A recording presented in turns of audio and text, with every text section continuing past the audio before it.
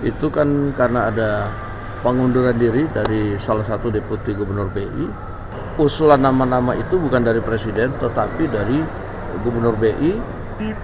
Mas Tommy ini kan kemarin diusulkan jadi salah satu deputi gubernur BI kandidat.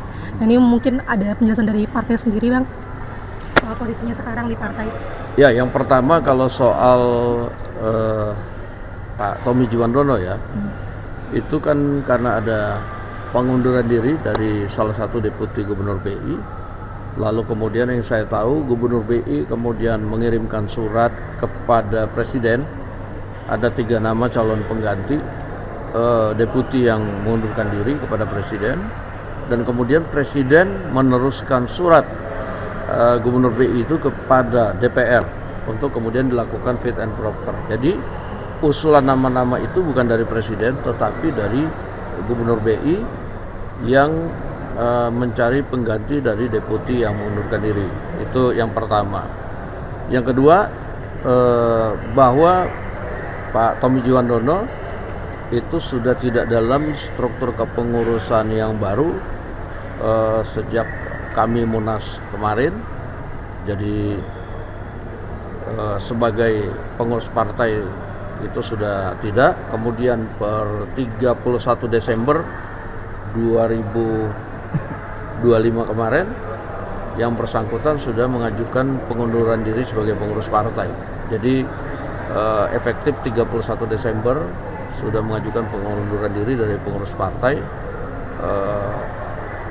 sehingga kalau ditanya sekarang, pertama sudah tidak di pengurus, kemudian memang yang bersangkutan sudah mengajukan pengunduran diri per 31 Desember 2025, demikian.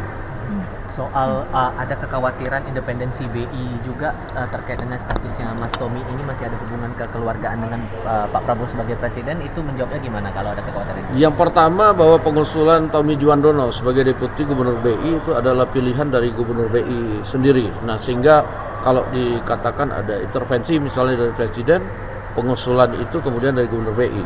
Dan kemudian tentunya masyarakat perlu tahu bahwa pengambilan keputusan di BI itu adalah kolektif kolegial. Jadi ya bagaimana kemudian seorang deputi misalnya bisa mengambil keputusan penting tanpa disetujui oleh yang lain, dan itu nggak mungkin. Demikian. Mas, sekarang kan RUU Pemilu juga sudah mulai pembahasan ya, Bang ya. Nah, salah satu yang dibahas kan nantinya terkait ambang batas dari parlemen sendiri. Kira-kira di Gerindra sudah ada obrolan internal nggak, Bang? Nantinya bagusnya itu di bawah 4% ke atas, seperti apa, Bang? Ya, kami juga di Gerindra seperti partai-partai lain masih melakukan simulasi-simulasi.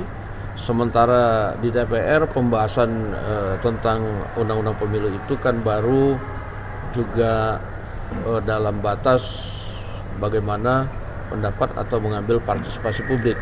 Nah, sehingga kami di Gerindra juga akan mengikuti, mencermati perkembangan di DPR tentang partisipasi publik, bagaimana pendapat tentang misalnya parlemen threshold dan lain-lain, sehingga lebih komprehensif dari Partai Gerindra akan melakukan pengkajian dan membahas sebelum kemudian akan dikeluarkan sikap resmi partai. Demikian. Saya juga begitu. Nanti saya mau ketemu dengan Pak Yudo, mungkin Yuda besok kali. Saya mau lihat niatnya dia apa sih. Berarti tukeran dong, Pak? Kayak switch ya kelihatannya. Kalau bocornya seperti itu ya? Kayaknya begitu, switch kelihatannya. Berarti masih kalau Pak Thomas tuh masuk dalam bursa deputi gubernur BI, Tanggapan saya gimana? Ya bagus lah, biar Pak Thomas punya pengalaman lebih luas lagi. Jadi fiskal sekarang kalau masuk kan ke moneter kan bagus. Saya mendukung. Pengganti Pak Thomas siapa, Pak? Memang bocorannya nggak lengkap? Pak Juda Pak Juda, katanya, Pak. Benar gak, Pak? Kelihatannya begitu, saya dengar juga begitu. Nanti saya mau ketemu dengan Pak Yudo, mungkin Yuda besok kali. Saya mau lihat niatnya dia apa sih. Berarti tukeran dong, Pak? Kayak switch ya kelihatannya. Kalau bocornya seperti itu ya? Kayaknya begitu, switch kelihatannya. Berarti kemarin Pak Thomas ke BI tuh sekalian belajar, Pak? Disuruh ngintip-ngintip, apa di BI ada apa sih? Kan udah ngintip 2 kali cukup. Jadi dia pindah ke sana juga cukup, saya pikir. Pak, kalau soal perusahaan Cina katanya mau disidak 2, itu apa aja ya Pak perusahaannya, Pak? Independensinya mulai tergerus, Pak, kalau gimana, Pak? Di mana Mas independen itu? Iya, karena itu kan perpindahan dari pemerintahan ke BI, Pak. Kan tukar BI juga pemerintah. BI, makanya saya bingung. kalau Yuda Agung masuk ke saya, jangan-jangan orang Pak Ferry mau neken saya di dalam. Enggak, itu satu exchange ya, pertukaran yang saya pikir seimbang. Nggak ada yang aneh. Kalau independensi nggak ada hubungan, kecuali nanti pada waktu ngambil keputusan ada intervensi langsung dari pemerintah. Selama ini kan nggak ada, jadi BI independen, kita jalankan fiskal, mereka jalankan moneter, kita koordinasi di KSSK untuk memastikan kebijakannya walaupun sama-sama independen, tapi memastikan kedua kebijakan bisa menciptakan pertumbuhan yang lebih cepat seperti yang disarankan di rapat KSSK barusan dengan DPR. Apakah nanti Pak sebagai elemen dari pemerintah, Pak? Apanya? Pertukaran itu. Oh, saya nggak tahu. Saya nggak tahu. Saya hanya terima nasib aja. Pak itu Pak sebagai elemen dari pemerintah atau bagaimana Pak seperti P2SK masuk ke dalam BI-nya Pak atau enggak? Harusnya begitu masuk ke BI udah dia independen. Bukan elemen pemerintah, bukan. Kalau elemen pemerintah adalah saya akan ngirim orang setiap ada sidang Dewan Gubernur yang berhubungan dengan bunga. Boleh kan undang-undangnya? Itu unsur pemerintah. Kalau ini bukan independen, kelihatannya kalau jadi. Oh, saya nggak tahu. Bank saya bukan yang mindahin. Nominasi Saya cuma lagi nominasi ya. Nominasi Anda tanya kan? Pak ada 2 nominasi lagi. Rupiah langsung anjlok Pak. Hah? Berita itu Rupiah, kan Pak, ya. udah mau 17.000. Ya rupiah kan akan tergantung pada fundamental ekonominya. Anda lihat kan, IHSG berapa? Berapa sekarang? IHSG berapa sekarang? 9.100 Pak. IHSG. Berapa IHSG? HSG all time high Pak. Oh, time high kan? Iya. Oh, 91 333. tapi rupiah juga all time juga Pak, all time low Pak. Gini, kalau indeks naik ke situ pasti ada flow asing masuk ke situ juga kan, nggak mungkin domestik sendiri yang bisa mendorong itu ke level yang seperti itu. Jadi tinggal tunggu waktu aja rupiahnya menguat juga karena supply dolar akan bertambah. Jadi ini mungkin sebagian spekulasi ketika Thomas akan ke sana, wah orang spekulasi dia akan independensinya hilang. Saya pikir nggak akan begitu. Nanti kalau begitu insaf juga langsung menguat lagi rupiah karena fondasi ekonominya kita akan jaga supaya semakin membaik ke depan. Pertumbuhan ekonomi akan semakin cepat. Menjaga fondasi ekonominya gimana? Ya pertama berdoa. Pak, Lo nggak mau dengar? Pak, Pertama kita pastikan likuiditas di sistem finansial cukup. BI dan kita dan keuangan sudah setuju untuk menjaga itu bersama. Yang kedua, saya pastikan program-program belanja pemerintah dibelanjain tepat di awal tahun ini.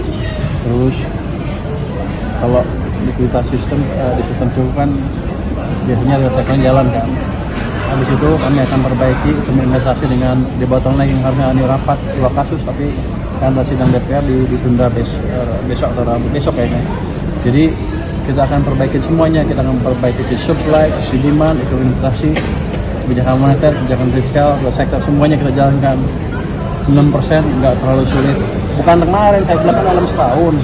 Tahun ini 6% bisa, karena ekonomi itu responnya cenderung agak lambat kalau timbul beberapa bulan. Kalau saya injak sekarang ke sistem mungkin 4 bulan baru kelihatan. Tapi kan Anda lihat, itu yang pertama udah kelihatan Januari ini lebih bergaya dari 10 tahun sebelumnya kan. IHSG naik itu bukan karena pemain pasar bodoh, mereka itu orang-orang pintar. Mereka melihat prospek ekonomi ke depan seperti apa, mereka nilai kebijakan kita seperti apa, kemudian mereka tentukan posisi berdasarkan itu. Jadi asing sudah masuk sini 3 bulan terakhir kan modal asing inflow-nya positif. Pak, mau update mengenai cukai layer baru untuk rokok ilegal, Pak? Itu jadi rinciannya gimana sih, Pak? Apakah akan ada cukai baru untuk khusus rokok lokal atau seperti apa gitu, Pak? Kita ciptakan cukai baru khusus belum diputusin, tapi akan ada diskusi kira-kira akan memberi ruang pada rokok-rokok ilegal untuk masuk ke situ. Nanti begitu ada cukai itu mereka masih main juga, kita kan tahu pusat-pusat industrinya di mana, saya akan tutup. Yang ditetapkan sebagai rokok lokal itu ada pembisahan nggak sih, Pak, antara rokok impor dari dari luar ataupun ada rokok yang memang diproduksi lokal? Rokok pure lokal yang ada di Madura itu? Iya, Madura dan tempat-tempat lain. Kalau yang luar yang ilegal ya saya tutup. Ada ampun itu mah. Terkait likuiditas mau menambah ini lagi nggak sih penempatan dana di negara? Nah, sekarang sudah cukup. Tapi saya akan monitor dari waktu sekarang sudah tumbuhnya hampir data terakhir hampir 13%. M0-nya sudah cukup kalau dijaga di situ terus untuk tumbuh kredit double digit. Kan tadi 9,7 di bulan Desember ya. Itu karena di akhir tahun aja baru uangnya nambah. Tapi kalau seperti sekarang ini akan semakin memberi ruang dan memaksa kredit untuk tumbuh ke double digit. Jadi Anda nggak usah takut, ekonomi akan tumbuh lebih baik. Pak, saya concern terhadap defisit, Bapak ada tanggapan nggak Pak untuk meyakinkan pasar defisit fiskal semakin mendekati 3% atau mungkin ada kemungkinan melewati dari insurance nggak? Defisit kan udah lama tahu, kan justru gini, defisit fiskal itu dipakai seperti itu untuk apa? Kamera Pak. Kameranya yang mana? Ini juga oh itu ya. Kameranya ini habisnya. Untuk menggairahkan perekonomian dalam negeri, kita hidupkan permintaan maupun sisi permintaan dan penawaran di dalam negeri. Karena kita tahu dari awal tahun lalu sampai Agustus itu melambat terus. Jadi kita perlu instrumen untuk memastikan semuanya berbalik. Kalau enggak kita sekarang udah menuju krisis, resesi dan krisis. Tapi kan kita udah balikan. Jadi defisit fiskal adalah suatu konsekuensi logis dari kita menjalankan kebijakan counter cyclical untuk membalik arah perekonomian, dan sekarang ekonominya sudah berbalik arah. Jadi prospek kita ke depan akan lebih bagus. Itulah yang disebut kebijakan fiskal yang cerdas, saya pikir. Pak, soal perusahaan baja yang sudah kan nggak bayar pajak. 3% sudah lewat, Kak. 3% sudah lewat. Jadi di situ kita ini, tapi kita berikan dorongan maksimal buat perekonomian. Kalau enggak kita susah semua sekarang. Demo yang terjadi di bulan September, Agustus akhir September awal itu indikasi bahwa masyarakat sudah susah cari kerja, makanan sudah berganggu segala macam. Jadi kita mesti menciptakan kebijakan yang membalikan arah itu, mengatasi itu. Kan sekarang udah nggak demo kan? Sedikit kan demonya. Dulu waktu gua ngomong itu pada marah. Ini menteri yang baru asal ngomong. Tapi iya betul, ketika mereka punya harapan yang lebih besar dan bisa mencari pekerjaan lebih baik dibanding sebelumnya, lebih baik kerja dibanding demo. Jadi kewajiban kita, pemerintah dan bank sentral dan lain untuk memastikan bahwa ekonomi tumbuh lebih cepat ke depan sehingga lapangan kerja tercipta lebih banyak, sehingga orang nggak sibuk demo tapi sibuk bekerja. Pak, soal perusahaan Cina, ya? kan mau disidak 2 perusahaan itu apa aja Pak? Perusahaan Cina yang nggak bayar PPN, katanya mau disidak 2 perusahaan itu namanya. Sehari 2 hari ini saya akan ke sana. Oke, Pak, ada sebutan beras ilegal. Nanti Anda dibawa, saya bawa. Pak, sebutan beras ilegal di kantor Pak, tadi rencana soal balai yang baru cukai rokok itu gimana Pak? Itu rencananya belum, masih diskusikan nanti habis. Tapi katanya minggu ini mau dikeluarkan itu lewat baru yang cukai. Iya, kan saya diskusi dalam internal. Berarti belum tentu minggu ini juga berarti. Oh, kita buat cepat mungkin masih bagian. Tapi mungkin minggu ini mungkin aja Pak? Implementasi minggu ini mungkin enggak sih. Share, like, and comment. Subscribe, share, like, and comment. Subscribe, share, like, and comment. Subscribe, share, like, and comment. Subscribe, share, like, and comment.